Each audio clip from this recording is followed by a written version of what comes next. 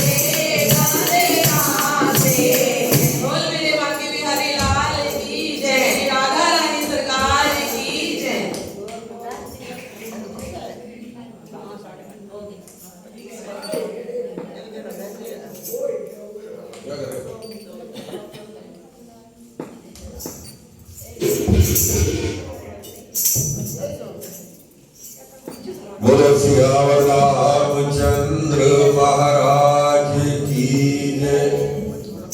पवन सुत हनुमान की जय। राधावर कृष्ण चंद्र की जय। बोलिए श्री गोपीनाथ महाराज की जय।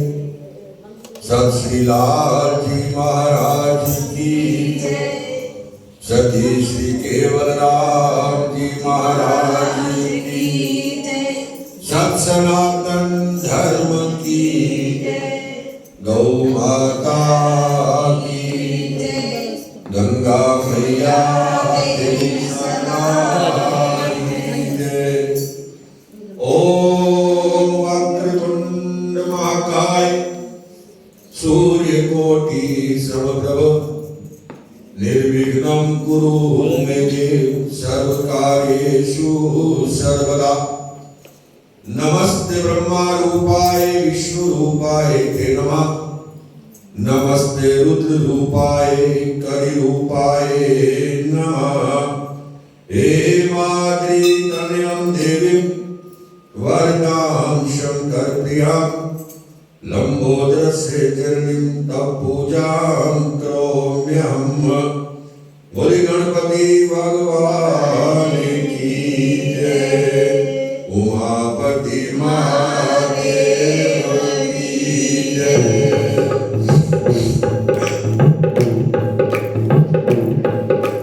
मेरे मन प्रीत लगा, मेरे मन प्रीत लगा श्री राम जी के चरणों में। मेरे मन प्रीत लगा श्री राम जी के चरणों में।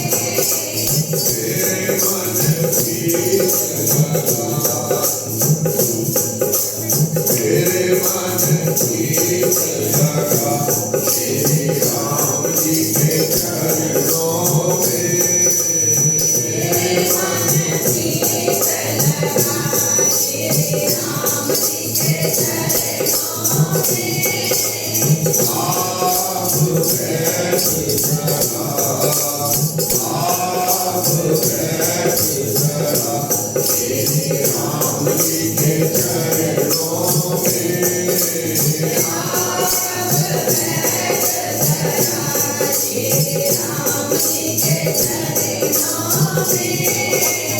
आप बैठ जरा श्री राम जी के चरणों में।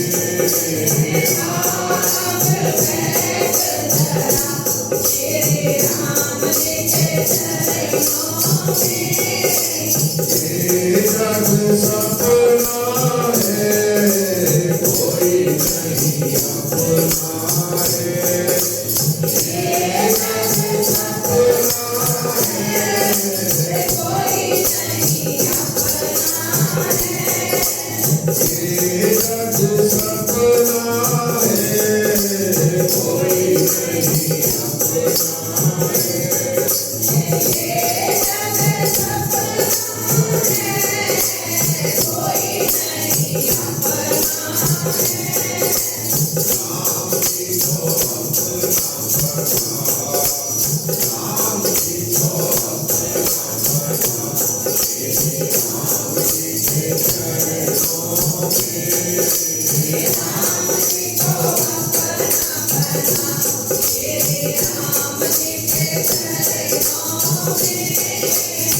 आप बैठ जरा, आप बैठ जरा श्री राम जी के चरणों में।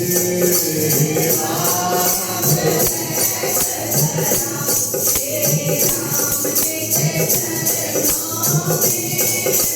सुबह और शाम हुई जिंदगी तमाम हुई।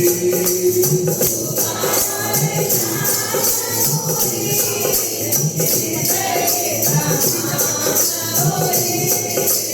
सुबह और शाम हुई जिंदगी तमाम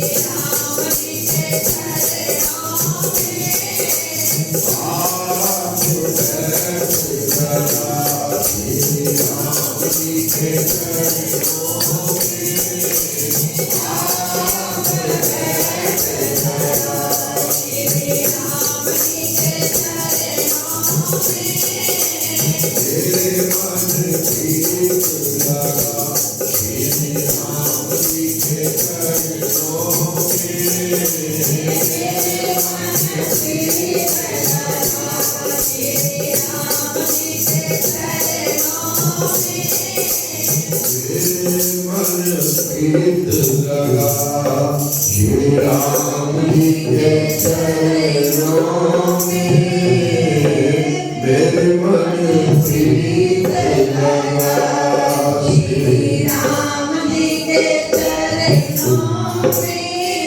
बोलिए सियावर रामचंद्र महाराज की जय। पवन सुत हनुमान की जय। दर्शन तेरा गोपीनाथ प्यारे जीव करण कोई भागा वाले दर्शन तेरा गोपीनाथ प्यारे जीव करण कोई भागा वाले। शरणा सहित जो आवे तेरी शरणी शरणा सहित जो आवे तेरी शरणी। मानुष देहो शीश पर धरणी मानुष देहो शीश पर धरणी। पाल विच गोपीनाथ संकट हारे जीव कारण कोई भागा वाले पल विच गोपीनाथ संकट हारे जीव करण कोई भागा वाले। जिसनु भक्ति दारस भावे जिसनु भक्ति दारस भावे। उसके अंदर प्रेम समावे उसके अंदर प्रेम समावे। लेंदे निलोक परलोक सुधारे जीव कारण कोई भागा वाले देवी लोक परलोक सुधारे जीव करण कोई भागा वाले। जिसने भक्ति दारस पीता जिसने भक्ति दारस पीता। उसनु प्रभु अपना कर लीता उसनु प्रभु अपना कर लीता। जैसे निर्धन धन को संभाले जीव कारण कोई भागा वाले जैसे निर्धन धन को संभाले जीव करण कोई भागा वाले। दर्शन तेरा गोपीनाथ प्यारे जीव कारण कोई भागा वाले दर्शन तेरा गोपीनाथ प्यारे जीव करण कोई भागा वाले। हाथ जोड़ के मैं शीश निवावा हाथ जोड़ के मैं शीश निवावा। पल पल तेरा मैं दर्शन पावा पल पल तेरा मैं दर्शन पावा।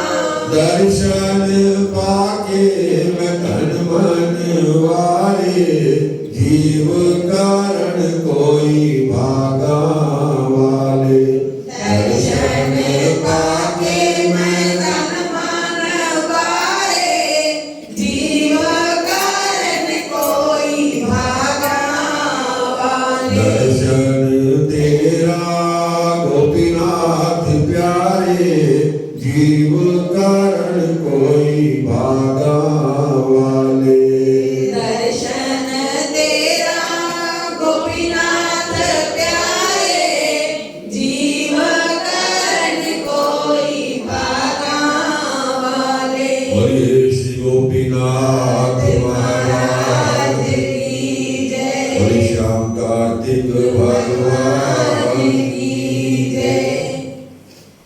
विघ्नों के निवारण करने वाले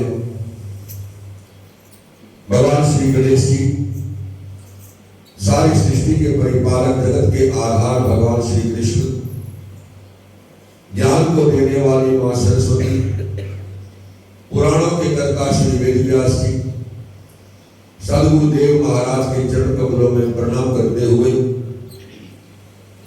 जगन्नाथ भगवान की श्रद्धा भक्ति रस में डूबे हुए कार्तिक मातम कथा प्रारंभ करते हैं। बोले श्याम कार्तिक भगवान की। कार्तिक मास के अंदर साधारण से नियम होते हैं और उस साधारण से नियमों को हम केवल मात्र इस एक मास के अंदर ही धारण कर लें। सरल सरल से उपाय है, सरल सरल से नियम है जो कल आपको बताया गया। इस कार्तिक मास के अंदर भगवान शालिग्राम की पूजा, मां तुलसी की पूजा, आंवले के वृक्ष की पूजा और भजन के माध्यम से, नृत्य के माध्यम से, कीर्तन के माध्यम से, सत्संग के माध्यम से और कथा के श्रवण करने के माध्यम से ही मनुष्य जो है किस प्रकार से जन्म जन्मांतर के पापों से मुक्त हो जाता है। ये कल के प्रसंग के अंदर आपने सुना कि ब्रह्मा जी के माध्यम से नारद जी को जो बताया गया, नारद जी के पूछने पर कि प्रभु इस घोर कलयुग के अंदर जैसे कहा गया है कि कलयुग केवल नाम आधारा, सुविध सुविध उतर ही पारा, कि कलयुग में केवल नाम मात्र से ही मनुष्य जो है भाव से पार हो जाता है और मनुष्य जीवन काल में इतने पारिवारिक झंझटों में डूबा रहता है। कभी मानसिक रोग से पीड़ित रहता है, कभी शारीरिक रोग से पीड़ित रहता है, चिंताओं में ग्रस्त रहता है, परमात्मा की भक्ति में उनका मन नहीं लगता। तो इस प्रकार से जो है कार्तिक मास के अंदर आपके द्वारा बताए गए विधान के अनुसार केवल एक मास ही संसारिक प्रपंचों से मोह त्याग करके केवल मात्र जो है प्रातः काल 4 बजे उठ करके, ब्रह्म मुहूर्त उठ करके, स्नान आदि करके और कुछ क्षण ही सही, कुछ पल ही सही, अगर परमात्मा के चरणों के अंदर जो अपने मन को लगाता है तो वह जो है हर प्रकार के सुखों की प्राप्ति कर लेता है और जीवन अपना जो सार्थक बना लेता है। ये ब्रह्मा जी आपके मुख से मैंने ये सुना। जिस प्रकार से नारद जी ने पुनः ब्रह्मा जी से पूछा कि प्रभु आप अब इस मास के अंदर कौन से देवता की पूजा करनी चाहिए वो भी बता दीजिए। उत्तम देवता कौन है वो भी मैं आपके मुख से जानना चाहता हूं। तब ब्रह्मा जी कहते हैं कि पुत्र, जैसे मैंने पहले भी कहा है कि क्षेत्र के अंदर जहां भी निवास मनुष्यों का है उसके आसपास कोई नदी है, कोई शुद्ध तालाब है, दरिया है, तो वहां जाकर स्नान करें तो अनंत पुण्य की प्राप्ति होती ही है। लेकिन इस कार्तिक मास के अंदर ब्रह्ममुहूर्त में जो स्नान किया जाता है उसमें भी जो है गंगा स्नान के समान पुण्य की प्राप्ति होती है। बल्कि ये कहूं कि प्रयागराज में स्नान करने की जो पुण्य होता है उस पुण्य की प्राप्ति होती है। और विशेषकर जो है तुमके बात करता हूं कि गंडकी नदी के उत्तर की ओर गिरिजा के दक्षिण में 40 कोस की पृथ्वी, ये जो है महाक्षेत्र कहलाती है और यहीं पर ही जो है शालिग्राम और गोमती चक्र की प्राप्ति होती है। गंडकी नदी नेपाल के अंदर है और मैं प्रत्येक वर्ष आपसे बताता भी हूं कि शालिग्राम की जो वास्तविक मूर्ति है वो गंडकी से प्राप्त होती है। नेपाल के अंदर गंडकी नदी के अंदर जो है, जैसे हरिद्वार में जाते हैं हर की पौड़ी है, जैसे ऐसे ही नेपाल के अंदर जो है गंडकी नदी पर दामोदर घाट है। उस दामोदर घाट के अंदर अगर आप शालिग्राम प्राप्त करना चाहते हैं तो ऐसे प्राप्त नहीं होते। बताया जाता है कि तुलसी का पौधा पूरा का पूरा जो है गंडकी नदी में डुबो दो, जब वापस निकालोगे तो शालिग्राम जी साथ उनके बैठे हुए आपको प्राप्त होंगे। ऐसी विशेष महत्व है। तो तात्पर्य कहने का यह है कि गंडकी नदी से शालिग्राम की प्राप्ति होती है, गोमती नदी से जो है गोमती चक्र की प्राप्ति होती है। और पहले आपको मैंने गोमती चक्र दिए भी थे, इसके पास अगर ना हो तो बेशक कल मुझसे प्राप्त कर लेना, या मैं ले आऊंगा तो ले ले, अपने घर में रखें। ये शालिग्राम को स्नान कराते हैं, गोमती को भी स्नान कराए, और स्नान करा करके तिलक आदि लगा करके फिर वही तिलक जो अपने माथे पर धारण करें। पहले जो है कभी भी वैसे भी तिलक जब लगाए, टीका लगाए, अपने आप को ना लगाए, पहले तिलक बना करके पहले भगवान को अर्पण करके उसके उपरांत जो है अपने आप को जो है तिलक लगाए। ये नियम है। अपने लिए कभी तिलक मत खोले, चंदन मत खोले, रोली मत खोले अपने लिए। तो इस प्रकार से जो है गोमती के अंदर चक्र बने होते हैं, उन चक्रों का भी महत्व होता है। ये भाग्य की बात है कि किसको कितने चक्र वाली गोमती प्राप्त होती है। एक चक्र भी होता है, दो भी होते हैं, तीन भी, चार भी, पांच भी, सात भी, 10 चक्र तो भी होते हैं। छोटे बड़े बड़े होते हैं, बहुत बड़े बड़े चक्र होते हैं, छोटे से भी होते हैं। तो तात्पर्य कहने का यह है कि गोमती चक्र जो है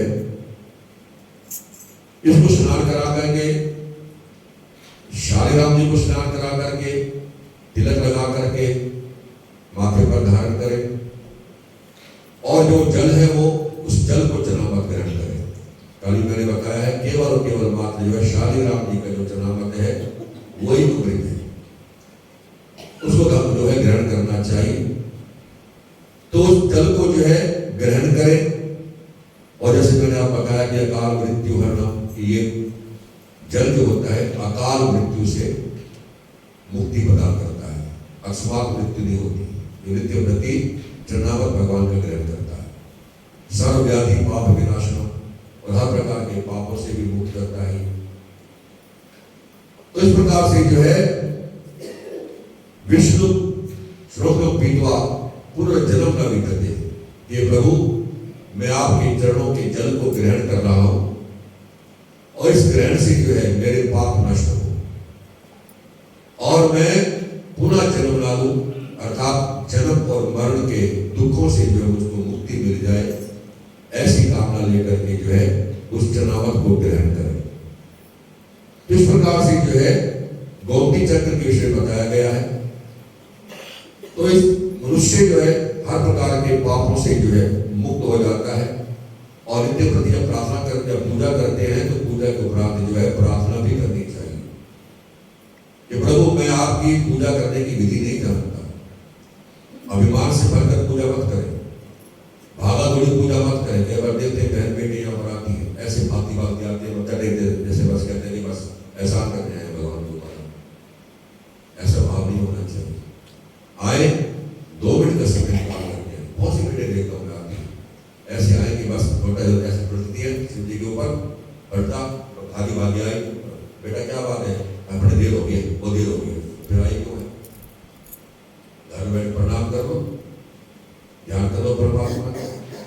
लेकिन मंदिर में अगर आए हो परमात्मा के आगे हाथ जोड़ करके एक क्षण के लिए भी अपने मन को लगाओ, और हो सके तो वहां पर 1 मिनट के लिए बैठो भी सही, विश्राम भी करो, और उसमें हाथ जोड़कर यही प्रार्थना करो कि मंत्रहीनम क्रियाहीनम भक्तिहीनम जनार्दनम यत् पूजितम मया देव परिपूर्ण तदस्तु यत् अक्षर पद भ्रष्टम मात्राहीनम यत् भवेत् तत् सर्व क्षम्यताम देव प्रसीद परमेश्वर। नहीं बोल सकते तो मन में ऐसा कर, प्रभु मैं विधि पूर्वक आपकी पूजा करना नहीं जानती, मैं कोई मंत्र नहीं जानती, मैं कोई तप नहीं जानती, मैं मंत्रहीन हूं, क्रियाहीन हूं। क्रिया क्या है आपकी पूजा करने की, वो भी मैं नहीं जानती, लेकिन मेरे भाव को समझिए, मेरे भाव को जानिए, और मेरी पूजा को स्वीकार कीजिए। इस प्रकार से प्रार्थना। घर में कोई मेहमान आए, घर में कोई मेहमान आ गया, खाना वाना खिला दिया, खाना खिलाया, अच्छा चलते हैं, हाँ चलो चलो कोई सम्मान तो कर दिया उसका, लेकिन भाव नहीं। जैसे करने वाला आता है ना, बात छोड़ने जाते हैं, ना छोड़ने का बेटा कहते हैं देख लीजिए बेटे घंटी बाहर निकले हुआ बेटा कहते हैं बात छोड़कर नहीं आया, कहते हो नहीं कहते। तो हर इंसान जब सम्मान मांगता है तो क्या परमात्मा सम्मान नहीं मांगते, क्या परमात्मा इज्जत नहीं मांगते हैं वो। इस प्रकार से जो है सम्मान पूर्वक प्रार्थना करो, हाथ जोड़ करके, प्रभु मैं आपके दर पर आई। कहते हैं भगवान तो हर जगह पे है, जहाँ मर्जी वहां पर कण में भगवान विराजमान है, काम भक्ति करो। अब ऐसे आप बताए प्रश्न ये कहा है पंडित जी मंदिर में आने की पूछ क्या हमारा, जब कहते हैं बेटा बहुत दिन बाद आई हो, घर में कर लेते हैं पूजा करता हुई, मंदिर में क्या भगवान, घर में भगवान नहीं है क्या? भगवान है, कण कण में हम कहते हैं भगवान है। लेकिन एक पिता बात मैंने उनसे कही, मैं के बात बताओ कि हवा कहाँ पर नहीं है? हवा हर जगह पर है कि नहीं? वायु है, श्वास ले रहे हर जगह पर है। और तुम्हारी गाड़ी की पंचर हो जाए तो वहीं कभी हवा भर लोगे? नहीं भर सकते। हवा भरने कहाँ जाओगे? दुकान पर जाओगे। हवा तो वहीं पर भी है, लेकिन हवा भरने के लिए दुकान पर जाओगे, पंचर वाले के पास जाओगे। तो ऐसे ही कण कण में भगवान तो है, वास्तविक मन की शांति कहाँ मिलती है? यहाँ परमात्मा के चरणों में आकर के मिलती है। इस प्रकार से जो है प्रार्थना भी अवश्य करें, भगवान के आगे बैठ करके श्रद्धा पूर्वक जो है समय निकाल करके और मन में परमात्मा को धारण करके और उसके उपरांत जो है चनामत लेकर के, प्रसाद लेकर के। विशेष बात होती है कि मंदिर में कभी भी खाली हाथ नहीं आना चाहिए। उस विराज को खाली पुष्प लेकर के आ जाओ, पत्ते लेकर के आ जाओ, कोई फल लेकर के आ जाओ, कुछ भी लेकर के आओ। मंदिर में कभी भी खाली हाथ, बेटी घर में जाते हो, मेहमान बन के जाते हो, कहीं पर जाते खाली हाथ, कभी बता दो कौन जाते हैं खाली हाथ? चलो कोई फल की दी हो, मिठाई की दी हो, आते हो नहीं आते? अरे किसी के घर में जाते हो, इंसान के घर में, वहां कुछ लेकर के जाते हो तो भगवान के दर पर खाली हाथ आ जाते। तो तात्पर्य कहने का ये कि ना खाली हाथ आए ना खाली हाथ जाए, कुछ लेकर के आए, कुछ दे करके जाए, कुछ फिर लेकर के ले जाए। ये विधान है, ये सरल से विधान है। इसी बताया जाता है कि आपका उद्धार हो। हम पुरोहित हैं, ब्राह्मण हैं, परहित करने वाले हैं। इसमें आपका हित हो, वही बात हम हमसे कहेंगे। अब जो अपने लालच में कह रहे होंगे, अरे मुझे क्या लालच है, भगवान की दया से परमात्मा मुझे कहीं से मर्जी दे देता है, या आपका दियो से मेरा घर पेट भरेगा, ऐसा हो नहीं सकता है नहीं। तो आपका इसमें उद्धार हो, इसमें आपका हित हो, इसमें आपका कल्याण हो, वही कल्याण की बात ही आप सब कहेंगे। ये ब्राह्मण का कर्तव्य बनता है। और विष्णु भगवान ने तब नारद जी कहते हैं कि हे ब्रह्मा जी, अब कार्तिक मास के महत्व को बता दीजिए, इसकी कुछ महात्म्य को बता दीजिए। तब ब्रह्मा जी कहते हैं कि नारद, मैं जानता हूं कि तुम सज्जन प्रवृत्ति के हो, संत प्रवृत्ति के हो, साधु प्रवृत्ति तुम्हारे अंदर है। और साधु का कर्तव्य बनता है कि दूसरों के हित के लिए जिए। ब्राह्मण का कर्तव्य है परहित करे, और साधु का कर्तव्य बनता है कि अपने लिए ना करके दूसरों के उपकार के लिए सतत पर रह सका। और तुम्हारे में वही गुण है, तो वास्तव में साधु हो, वास्तव में तुम संत हो। और साधु के गुण मैंने आपसे बताए भी थे, बताया था ना आपसे मैंने, अधिक मास उसको विस्तार से ना करके समय बहुत अधिक होता बढ़ जाता है। तो केवल जो है साधु मतलब ये होता है सदा दूसरों के कल्याण के लिए कार्यरत रहे, और तुम वही करते हो। तो सुनो, अब तुमको मैं कथा सुनाता हूं, जिसके सुनने मात्र से भी मनुष्य के पाप नष्ट हो जाते हैं। तो हे नारद, सूत जी महाराज ने भी नैमिषारण्य क्षेत्र के अंदर शौनक आदि ऋषियों से यही कथा बताई थी जो तुमको मैं बता रहा हूं। और उन्होंने कहा था, सूत जी महाराज ने कि ऋषियों, साधुओं का संग ये पवित्र होता है, शुद्ध होता है, और साधुओं का संग जो है वो पापों के भय को भी दूर कर देता है और ज्ञान देता है। साधुओं का संग, इसका संग करोगे गुण वही मिलेंगे, शराबी का संग करोगे वही गुण मिलेंगे, जुआरी का संग करोगे वही गुण मिलेंगे। इसलिए संग करो तो साधुओं का संग करो, इसलिए सत्संग कहा गया है। सत व्यक्ति के साथ जो है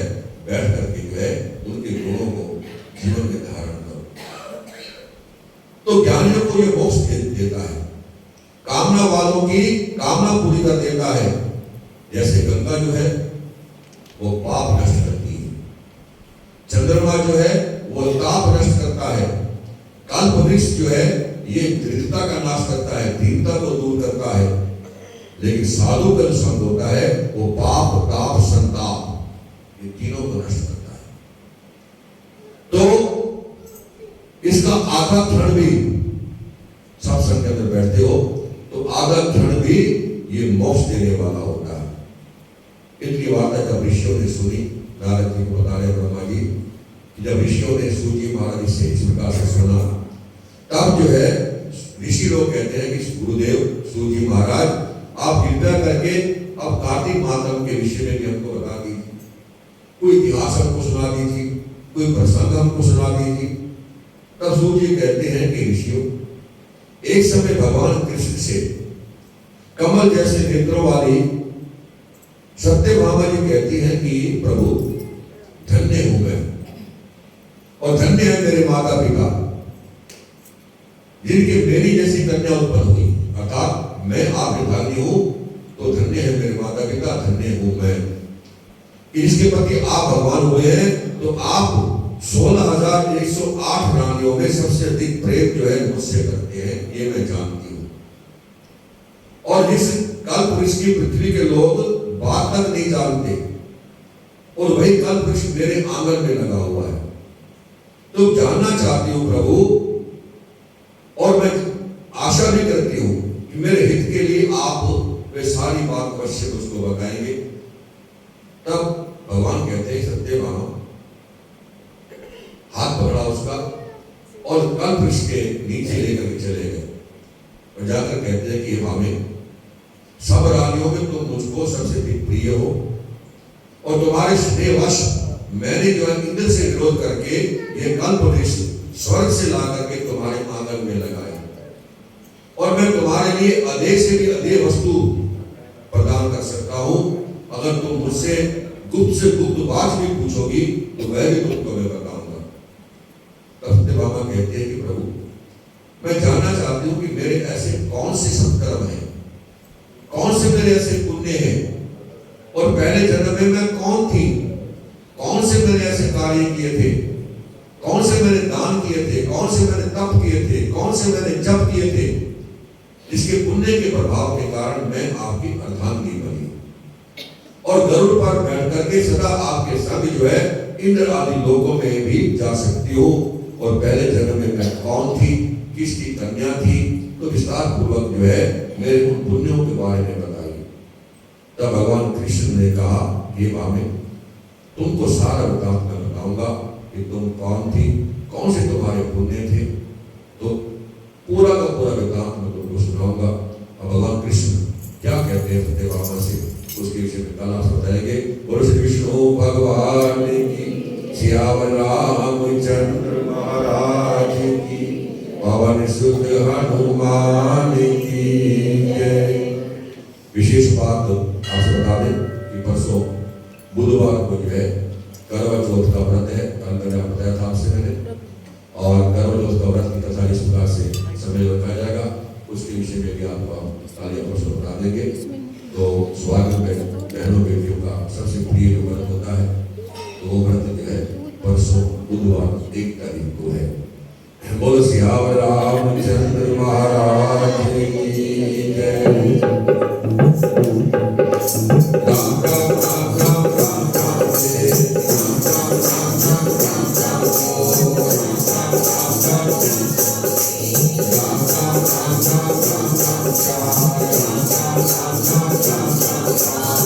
नेक्स्ट में नहीं ले रहे, चलो आ जाओ।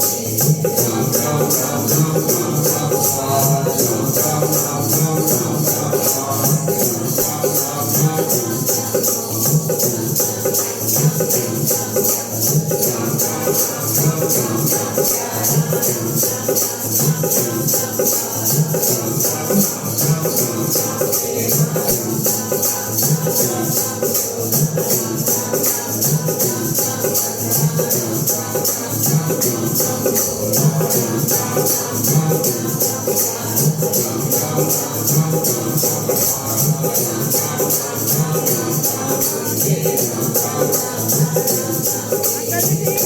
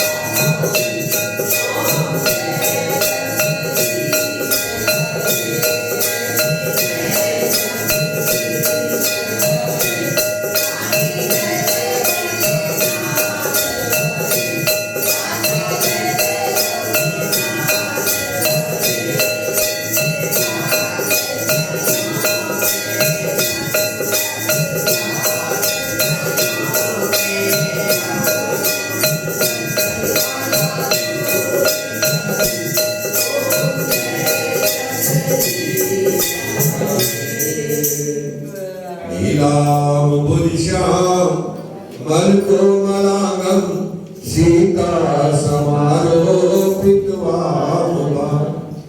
पाणो महाशाहिक चारु चापम नमामि रामं रघुवंशनाथं नमामि रामं रघुवंशनाथं त्वमेव माता च पिता त्वमेव बन्धु च सखा त्वमेव विद्या च द्रविणं त्वमेव सर्वं मम देव देव त्वमेव सर्वं मम देव देव जनक सुता जग जननी जानकी अतिशय प्रिय करुणा निधानकी ताके युग पद कमल मनाओ जासु कृपा निर्मल मति पाओ जासु कृपा निर्मल मति पाओ सोम सोम देवर भंडारते मंगल में हरदम करो प्रदान माता बुद्ध बुद्धि देवी से प्रकाश होवे वीरता का बख्शोदान शुकर शुकर करा तेरा हर मिले शनि शांति योग में समान माता रविवार तेरा गुण गाने गावा होवे जगत विच कल्याण माता दादी के दरबार में हम आए सभी हाथ जोड़ देवन वाली एक तू माँ मांगत लाख करोड़ मैया जी धनिया दीजिए जहाँ में ग्रस्त समाए मैं भी भूखा ना रहूं मेरा साथ न भूखा जाए घड़ी घड़ी तेरा आसरा घड़ी घड़ी तेरी आस रात दिन तेरा आसरा माँ रुत मारा गुनाहगार की बेनती सुनो गरीब निवास जेल में पूत कपूत हूँ मेरी माता की कोला बंसरी वाले सावरे दो दर्शन द्वार शरण चरण में राखियो प्रभु छूटे न तेरा बाकी जागी शाम की बस हृदय के बीच जब चाहूं दर्शन करूं मैं झटपट आंखें मीच गैया का दूध पीऊं गायत्री का जाप करूं गीता जी का पाठ करूं गंगा स्नान करूं साधुओं का संग करूं इंद्रियों संग जप करूं पावन का ढंग करूं गुणगान सदा सच्ची नीत होवे आपसे प्रीत होवे बड़ो जैसी रीत होवे हाथों से दान भी संगत की अरदास कागज करो सबदे रास बख्शो प्रभु ज्ञान दीन बंधु दुख भंजना घट घट के आधार हाथ जोड़ विनती करूं मेरी कोटि कोटि नमस्कार ऊंच नीच को तारा तूने कृपा सिंधु मुरारी शरण पड़े की लज्जा राखो सावरे आगे धारी शरण पड़े की लाज तुम राखो जगदीश दोनों मैं धरू चरणों में शीश सियावर राम। जय जय राम मेरे प्रभु राम। धर्म की अधर्म का प्राणियों विश्व का नमः पार्वती पते हर हर महादेव हर हर महादेव हर हर महादेव।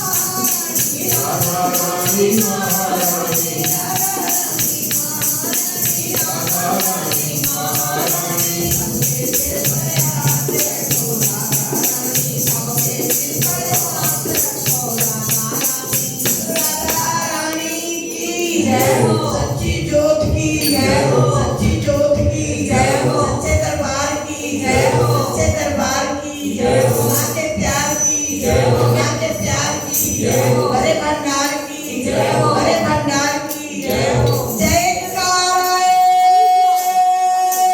जगदम्बाई दा बोल सच्चे दरबार की जय। जयकार विष्णुवर्धन दा बोल सच्चे दरबार की जय। जयकार वाले नु मिठिया मुरादा बोल सच्चे दरबार की जय। जय जय श्री राधे श्याम, जय जय श्री राधे श्याम, जय जय श्री राधे श्याम। कथा विसर्जन होते सुनो वीर हनुमान। श्री राम ते लक्ष्मण जानकी सबका करो कल्याण। सियावर राम जय जय राम मेरे प्रभु राम जय